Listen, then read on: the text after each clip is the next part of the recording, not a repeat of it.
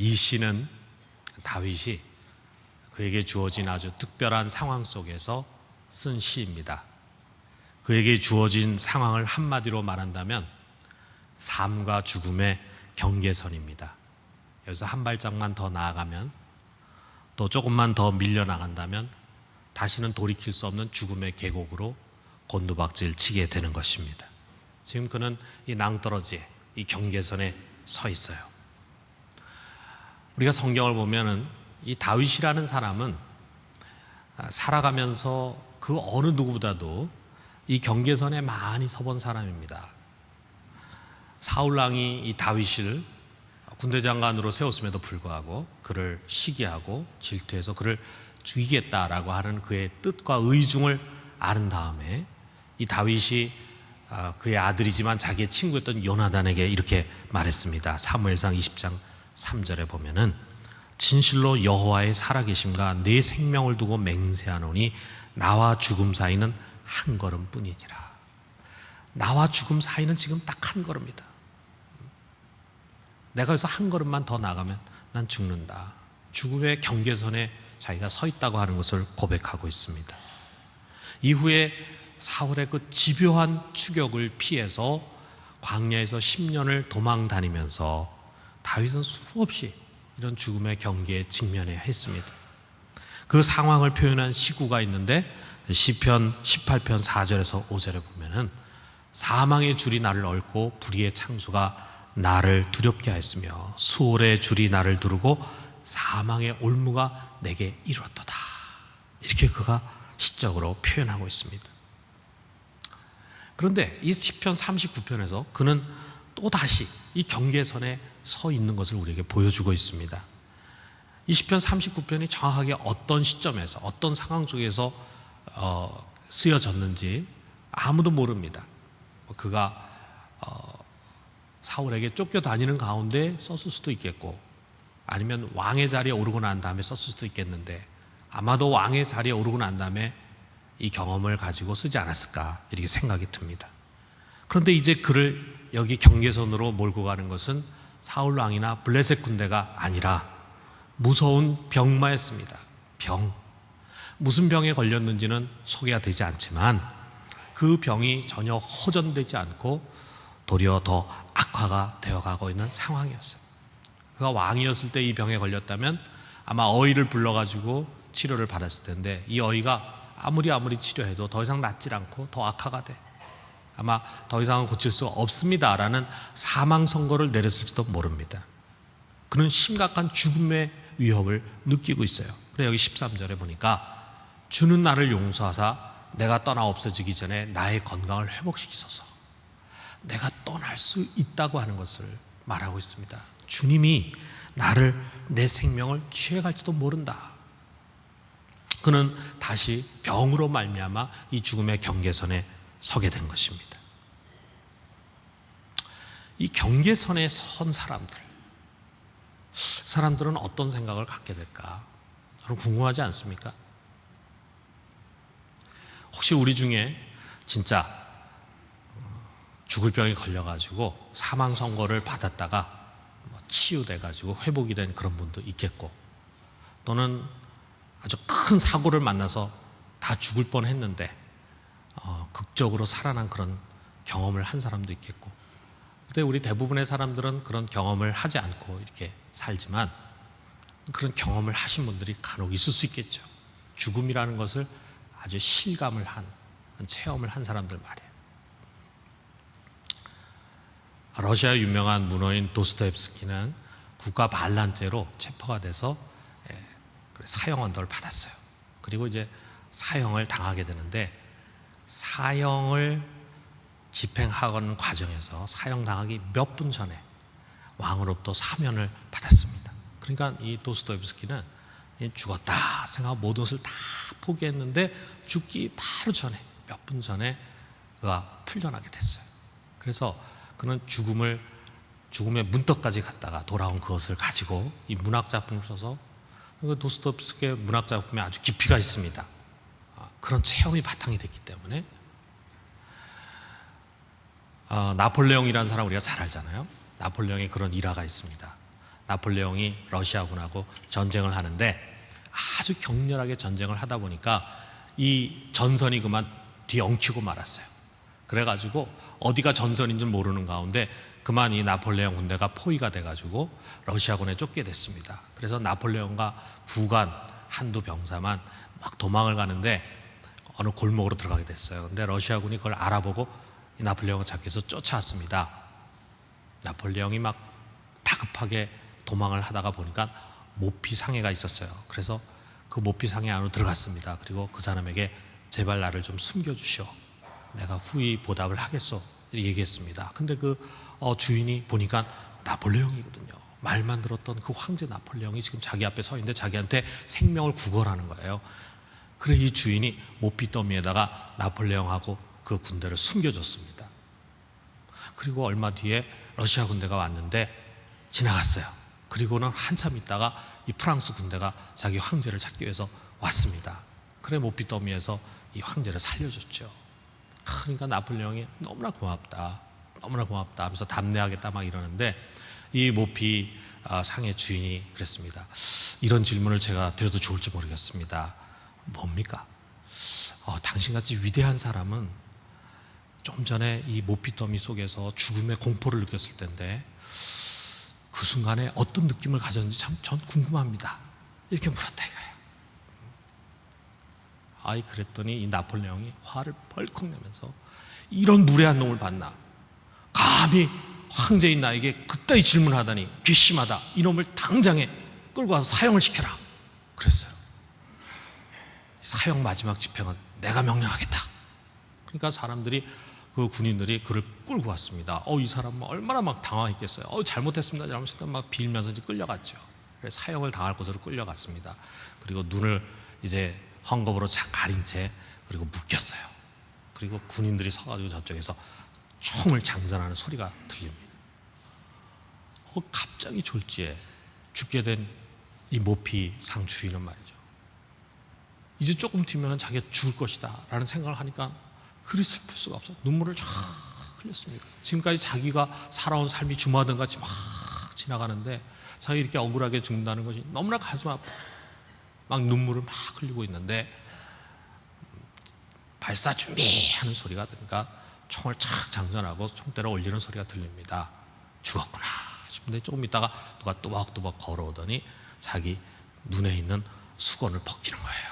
보니까 나폴레옹이에요. 나폴레옹이 하는 말이 좀 전에 당신이 느낀 그 감정이 내가 아까 모피 더미 속에서 느낀 감정이요 하고 가르쳐주더라 이거죠. 그 죽음의 경계선에 섰을 때 갖는 그 감정을 어떻게 말로 표현할 수 있냐 이거. 아마 우리 중에 그런 거 공감하는 분이 혹시 있을지 모르겠어요. 정말 거기까지 한번 가신 분들이 그때 그 심정을 어떻게 언어로 표현할 수 있냐고 당신 한번 느껴봐라. 여러분이나 저나 그 경계선까지 가는 거 원하지 않습니다. 여러분 원하지 않죠? 원하십니까? 원하지 않죠. 그런데 우리가 그 죽음의 경계선에 서서 깨닫는 그 깨달음 참 중요합니다. 정말 인생의 마지막 순간에 자기 살아온 삶을 돌아보면서 고백하는 그 고백은 우리로 하여금 이 세상을 헛되게 살지 않도록 하는 황금과 같은 교훈이에요.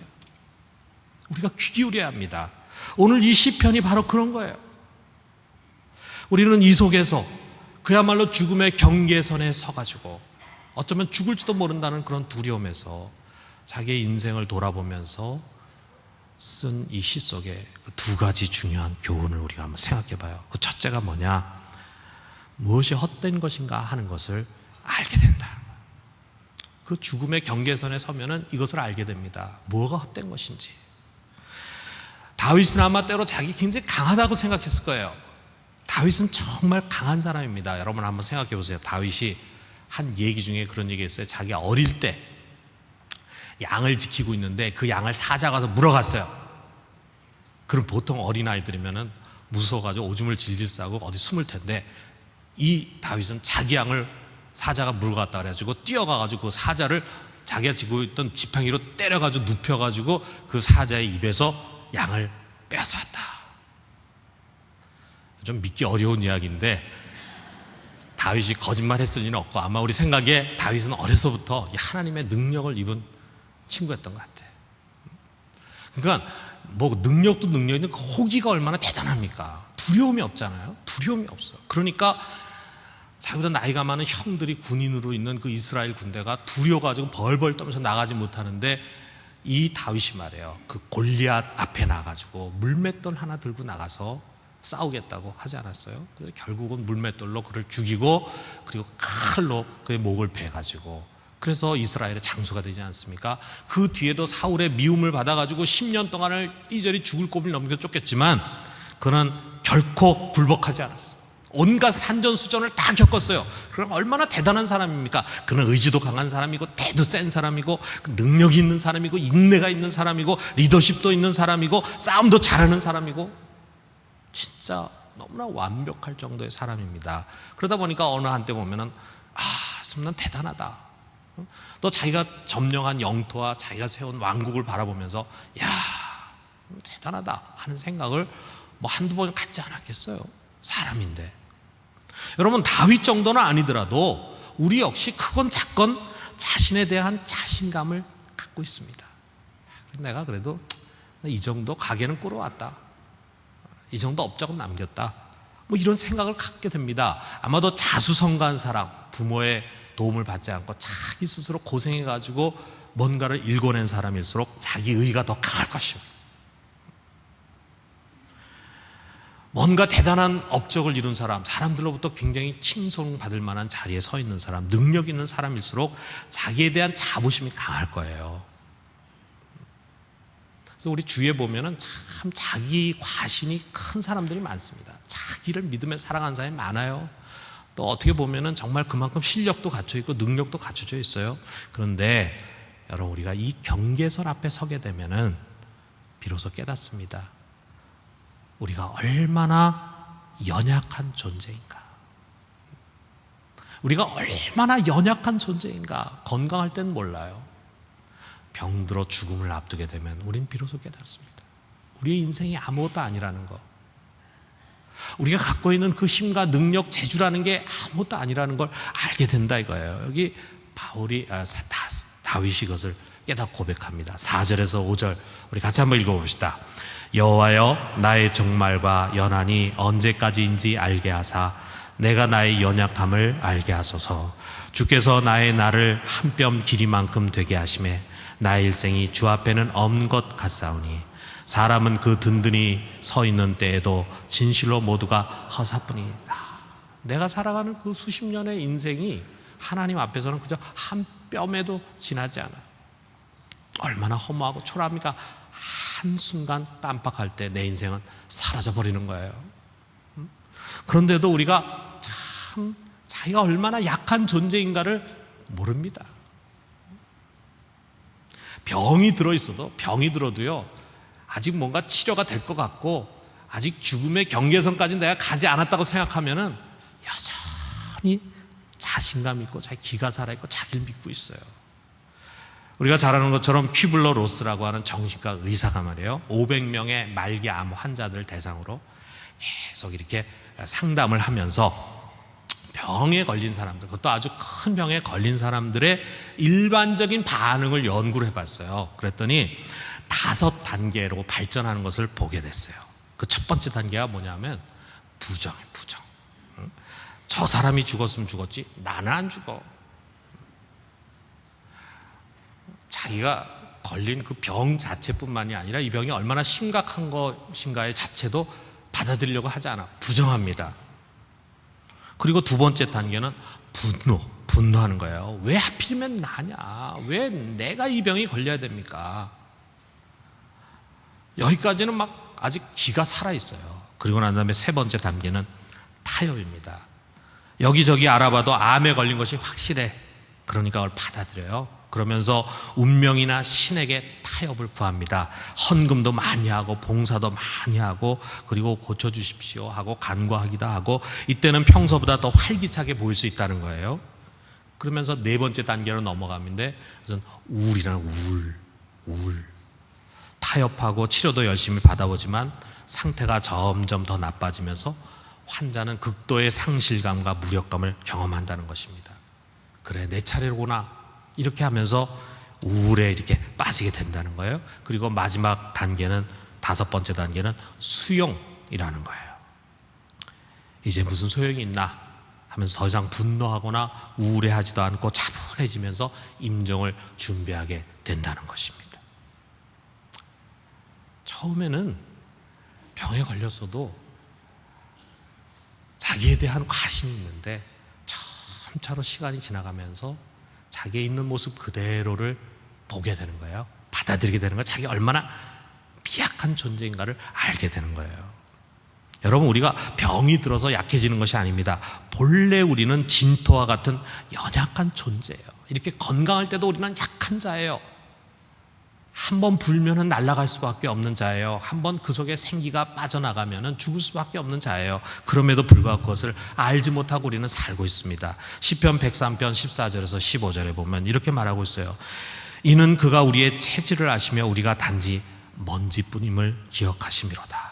인생은 그날이 풀과 같으며 그 영화가 들의 꽃과 같도다. 그냥 한순간에 그냥 없어질 수 있는 그런 약한 존재라고 하는 것을 우리는 알아야 합니다. 언제 알아야 되느냐?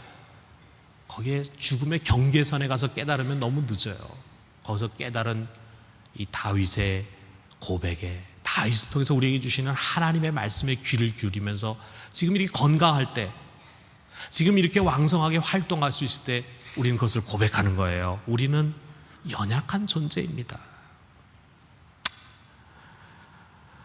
이것을 깨닫지 못하게 될 때는 어떻게 살아가느냐? 여기 6절에 있는 것처럼 살아갑니다. 6절에 뭐라고 되어 있습니까? 진실로 각 사람은 그림자같이 다니고 헛된 일로 소란하며 재물을 쌓으나 누가 거둘는지 알지 못하나이다.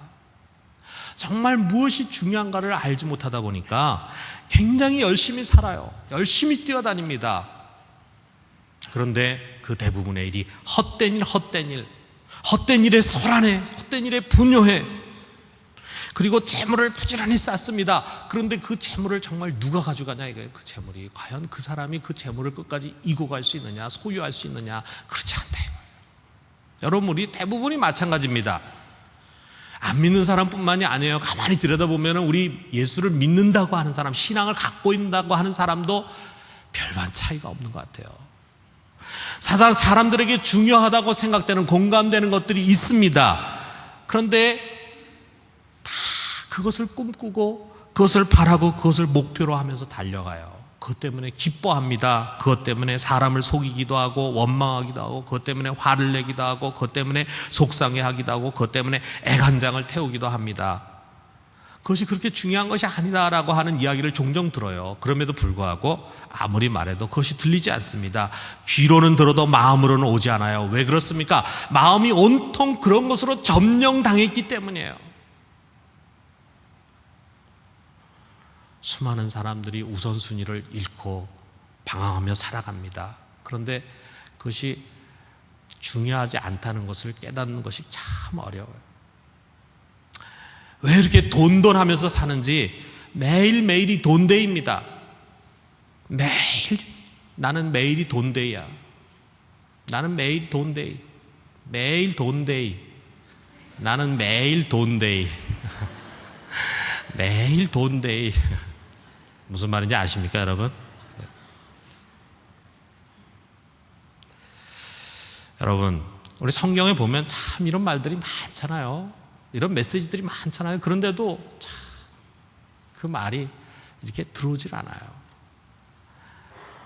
예수님이 부자 비유 얘기했잖아요. 평생 돈 모으는데 자기의 온 에너지를 쏟은 그 사람. 그러나 누가복음 12장 20절에 보면 하나님 말씀하십니다. 어리석은 자요, 오늘 밤에 내 영혼을 도로 찾으리니 그러면 내 준비한 것이 누구의 것이 되겠느냐? 너는 지금까지 잘못 살았다. 성실하게 살았겠죠. 부지런히 살았겠죠. 열심히 일했겠죠. 그래서 돈을 모았겠죠. 그렇지만 하나님은 한마디로 말씀하십니다. 너는 어리석은 인생을 살았다. 우리가 성경에서 이런 메시지를 듣잖아요. 그런데도 불구하고 정말 죽음의 경계선에 갈 때까지는 참 깨달아지질 않아요. 가슴이 와닿질 않아요. 어떤 여인이 있습니다. 이분은 아주 젊어서 남편을 잃었어요. 그리고 외아들 독자가 하나 있어. 그러니까 재혼도 하지 않고 이 독자 하나를 위해서 산 거예요. 아주 열심히 살았어요. 정말 부지런히 장사도 하고 일도 하고 잘 돼가지고 가게도 차리고 이렇게 하면서 집안을 일으켰습니다. 남이 하는 것도 제대로 하지 못하고, 남이 먹는 거 제대로 먹지 못하고, 입는 거 제대로 입지 못하고, 그저 이 아들 하나 성공시키기 위해서 최선을 다했어요. 근데 그 아들이 또 기특하게도 공부도 잘했어요. 그래서 이렇게 좋은 대학 나오고, 그 다음에 이제 미국으로 유학을 갔어요. 거기서 오랫동안 공부하면서 각고의 끝에 박사학위를 받았습니다. 그리고 금이환영했어요. 아주 좋은 인류 기업에 취직이 됐습니다. 이제 그야말로 고생은 다 끝났고 이제 행복이 시작이다, 이렇게 생각할 그 시점에 그만 이 아들이 교통사고로 죽었습니다. 제가 만든 이야기가 아니라 신문 기사에 실린 이야기예요. 죽었습니다. 여러분 한번 생각해 보세요. 그 어머니, 그 여인에게 참 이건 그야말로 맑은 하늘의 날벼락이죠. 그 아들 하나 바라보고 살아왔잖아요. 그게 꿈이었잖아요. 그런데 그 꿈이 한순간에 물거품이 되고 만 거예요.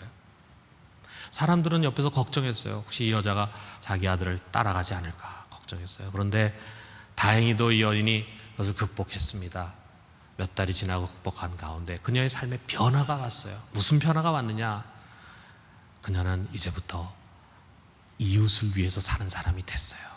어려운 이웃을 찾아가서 그들을 도와주고 그들을 섬기고 하면서 살아갔습니다. 어떻게 그에게 그런 깨달음이 왔느냐? 지금까지는 자기를 위해서, 자기 아들을 위해서, 자기 가족들만을 위해 살았습니다. 구두쇠같이 살고 그야말로 피땀 흘리면서 살아왔어요.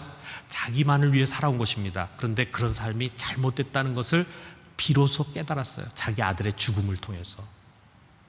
그 죽음은 헛된 게 아니었죠. 그러면서 비로소 그녀는 다른 삶에 눈을 뜨기 시작했다는 것입니다. 참 죽기 전에 그걸 깨달았어야 되는데, 그런 불행이 오기 전에 그걸 깨달았어야 되는데 깨닫지 못해. 그런 큰 충격이 오게 될 때 비로소 깨닫는다 이거예요. 여러분, 우리는 죽음의 경계선까지 가려고 해서는 안 됩니다. 그러나 그 경계선에 서 있는 사람이 우리에게 들려주는 이 이야기에 귀를 기울여야 합니다. 헛된 일에 분유하면서 누구의 것이 될지도 모르는 그런 재물을 취하는데 우리의 인생을 허비하겠습니까? 여러분, 우리는 그런 헛된 것에서 벗어나야 합니다. 이 죽음의 경계선에서 무엇이 중요한가 하는 것을 우리에게 깨닫게 해줍니다. 두 번째로 이 죽음의 경계선에서 우리에게 가르쳐주는 것이 뭐냐? 복음의 가치를 알게 해줘요. 이 경계선에 선 사람들은 자신이 살아온 삶의 목표와 소망이 잘못됐다는 것을 깨달아, 그리고 비로소 자신이 바라봐야 할 것이 무엇인가를 알게 됩니다. 그래서 여기 7절에 다윗이 그것을 고백하죠. 같이 한번 읽어봅시다. 시작. 주여, 이제 내가 무엇을 바라리요? 나의 소망은 주께 있나이다. 그는 자기가 했던 여러 가지 헛된 일에 분유했던 삶에서 돌이켜서 이제 그가 바라봐야 할 것은 주님밖에 없다라고 하는 것을 고백을 합니다. 주님보다 귀한 분 없죠. 삶과 죽음의 주권자 되신 분, 그분만을 이제 소망으로 삼고 살려고 합니다. 그런데 그분만을 바라보게 될 때 죄가 기억이 나는 거예요. 그래서 여기 8절부터 13절까지는 죄에 관한 죄의 문제를 다루고 있습니다. 주님과의 관계를 가장 중요한 것으로 우선시 여기지 않는 사람은요, 죄에 대해서 민감할 수가 없습니다. 죄를 가볍게 여겨요. 죄를 짓고 잠자리에 드는 것을 두려워하지 않습니다. 그러나 주님이 주권자라고 하는 것을 알고 주님께만 소망을 두려고 하는 사람은 죄가 얼마나 무서운 것인가 하는 것을 보게 됩니다. 왜 이런 병이 나에게 왔을까? 왜 낫지 않을까? 바울이 깊이 기도하면서 생각해 봤어요. 그랬더니 그 원인이 있어요. 죄 때문에 죄. 무슨 죄인지는 모르지만 그 죄에 대한 하나님의 징계라고 하는 것을 그가 깨달았어요. 여기 10절에 보니까 주의 징벌을 나에게서 옮기소서, 주의 손이 치심으로 내가 쇠망하였나이다. 근데 참 이거 깨닫는 것도 쉬운 일이 아닌 것 같아요. 보면은 물론 우리에게 찾아오는 모든 고난의 원인이 다 죄는 아닙니다. 그런데 어떤 경우가 정말 죄거든요. 하나님이 그 죄를 돌이키기를 원하고 있는데도 불구하고 정말 갈 때까지 그 죄를 돌이키지 않는 사람들이 있다고요. 마지막 순간이 되니까 비로소 깨닫는 거예요. 여러분, 죄라는 게 얼마나 무섭습니까? 하나님이 그 죄를 징계하실 때 그처럼 평생을 높이 쌓아올린 탑이 하루아침에 무너지는 거예요. 여기 11절에 보니까 주께서 죄악을 책망하사 사람을 징계하실 때 그 영화를 좀먹음같이 소멸하게 하시니 참으로 인생이란 모두 헛될 뿐이니이다. 그 쌓아올린 영화를 좀먹음같이 그냥 한순간에 물거품 되게 만들어요. 여러분 한번 생각해 보세요. 여러분이 지금 쌓아올리고 있는, 여러분이 그나마 세워놓은 그것이 하루아침에 와르르 무너진다. 정말 끔찍하지 않습니까? 그런데 그렇게 할 수 있는 분이 우리 하나님이시다. 그렇기 때문에 경계선에 서게 될 때 사람은 누구나 자기의 죄에 민감해지게 됩니다. 편안할 때는 큰 소리도 치고 스스로 의롭다고 여기던 사람들도 이 거대한 두려움 앞에서는 죄를 뉘우칩니다. 우리는 거기서, 바로 그 자리에서, 우리의 죄를 깨닫는 그 자리에서, 죄의 용서가 너무나 필요하다고 생각하는 그 자리에서 예수 그리스도의 보혈의 은총이 얼마나 귀한 것인지를 비로소 알게 되는 거예요. 죄를 없애는 데는 돈도 아무 소용이 없습니다. 지식, 학문, 심지어는 다른 사람보다 조금 더 착하게 살았던 거 아무 소용없어요. 오직 예수 그리스도의 피만이 우리의 죄를 씻을 수가 있습니다. 교회를 다니면서도 이런 생각하는 사람들이 있어요. 예수 열심히 믿는다고 해서 장사가 잘 되나? 교회 생활 열심히 한다고 뭐 애가 공부가 나아지기라나? 이런 생각을 하는 분들이 혹시 있을지 모르겠어요. 이 지극히 현세적인 그런 믿음을 갖고 있는 사람들은 경계선에 서게 될 때 비로소 진정한 복음이 무엇인가를 발견하게 됩니다. 여러분, 우리가 죽음을 의식할수록 정말 진한 복음을 깨닫게 돼요. 그 자리에서 여러분 다 필요 없어요. 돈도 필요 없어요. 지식도 필요 없어요. 여러분의 업적, 세상에서의 권세 다 필요 없어요. 거기서 필요한 건 하나밖에 없습니다. 나의 죄를 용서하실 수 있는 분. 나의 죄를 용서하실 수 있는 분, 내 죄를 없이 하실 수 있는 분, 예수 그리스도. 그분밖에 우리에게 중요한 건 아무것도 없습니다. 우리가 장례식장에 가서 설교할 때도 그렇잖아요. 이제 돌아가신 분에 대해서 설교할 때 그분이 예수를 믿고 죽었으면요, 세상에 살 때 그분이 아무리 가난하게 살고 힘들게 살고 이름도 없이 살아도 상관없어요. 그분 예수 갖고 죽으면은 부활해요. 그분이 가져갈 수 있는 유일한 것은 바로 우리 주 예수 그리스도의 보혈입니다. 그런데 우리가 장례식장에 갔는데 그 사람 살았을 때 업적이 화려해, 경력이 대단해요. 그런데 그분이 예수를 갖고 죽지 못하면은 아무 소용없습니다. 불행한 죽음입니다. 바로 그 죽음의 경계선에서 우리는 아주 진한 복음을 발견하게 되는 거예요. 예수가 나의 죄를 위해 죽고 그것을 통해서 나는 값없이 용서함 받았다. 이게 복음이에요, 이게. 자, 어떻습니까, 여러분? 그렇다면 우리가 그것을 깨닫기 위해서 경계선에 한번 가보고 싶은가요? 뭐 죽을 병에도 한번 걸려보고 한번 죽을 위기도 한번 겪으면 내가 후딱 정신 차리고 내가 이렇게 살아는 안 되지, 돌이키겠지. 그래서 거기 한번 가보고 싶습니까? 가면 안 되죠, 여러분. 근데 우리가 이 경계선에, 죽음의 경계선에 가까이 가는 방법 중에 하나가 뭐냐면요, 우리 가까이 있는 사람의 죽음을 통해서 우리가 그것을 배우게 됩니다.